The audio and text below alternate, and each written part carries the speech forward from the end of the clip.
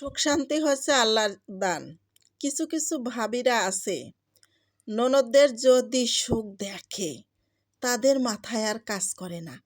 কিভাবে কুকলামি করবে, কিভাবে কি কথা কবে নন্দার সাথে, মনে হয় যে নন্দাইরেই বিয়ে করে নিচ্ছে। মানে ভাইরে থুয়ে নন্দার সাথেই বিয়ে বসতে চাচ্ছে। এমন এমন ভাই বউ আছে, কুটলামি করে সংসারটারে ভাঙতে চাচ্ছে, কিন্তু ভাঙতে তো পারবে না। এমনও ভাই বউ আছে, কিন্তু লাস্টে যে তার বোনের সংসার ভাঙছে, তার সংসার ভেঙে যাবে, এটা সে কখনোই চিন্তা করে না। ননদের সংসার ভাঙার জন্য উঠে পড়ে লাগে। ননদ যদি সুখী থাকে এটা হচ্ছে ভাগ্য। আরও আল্লাহর কাছে শুকরিয়া করতে হয় যে আমার ননদটা ভালো আছে, সুখে আছে, দুটো ভাত খেয়ে বেঁচে আছে। এটা আল্লাহর কাছে হাজার হাজার শুকরিয়া করতে হয়।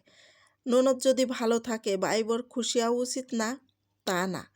আরও ভাই বৌদি কী করে, মানে সে শাশুড়ির সাথে আরও বলে, তোর মেয়ে এত সুখে আছে, এত এ আছে ও আছে, আমি কেন থাকতে পারলাম না?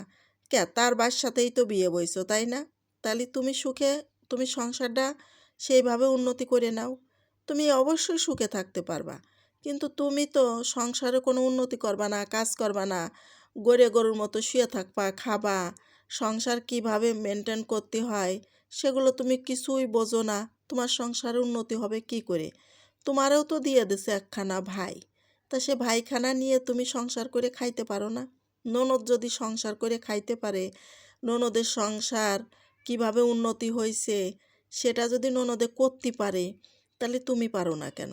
তুমি তো মেয়ে মানুষ, তুমি এদিকতে তোমার গুণ নাই, আবার ননদের সংসারের উন্নতি দেখে, ননদ কষ্ট করে উন্নতি করতেছে, সেইগুলো দেখে তোমার সহ্য হচ্ছে না। মনে হচ্ছে আগুনিতে পানিতে পড়তেছো, পানিতে আগুনে যাচ্ছ। কি করবা না করবা মানে যে চিন্তায় তোমার রাত্রে ঘুম হয় না। এমন এমন ভাবিরা আছে, আছে কি না? কমেন্ট করে জানায়েন।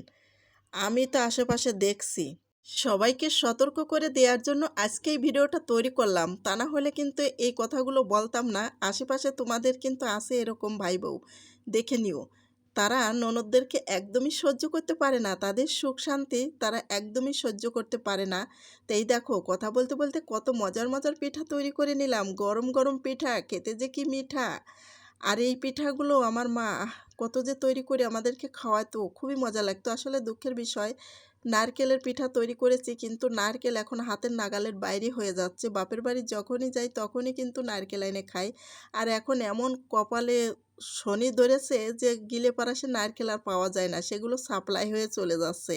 একটা নারকেলও আর খেতে পারি না। যাক, সবাই ভালো থাকো। আল্লাহ হাফেজ।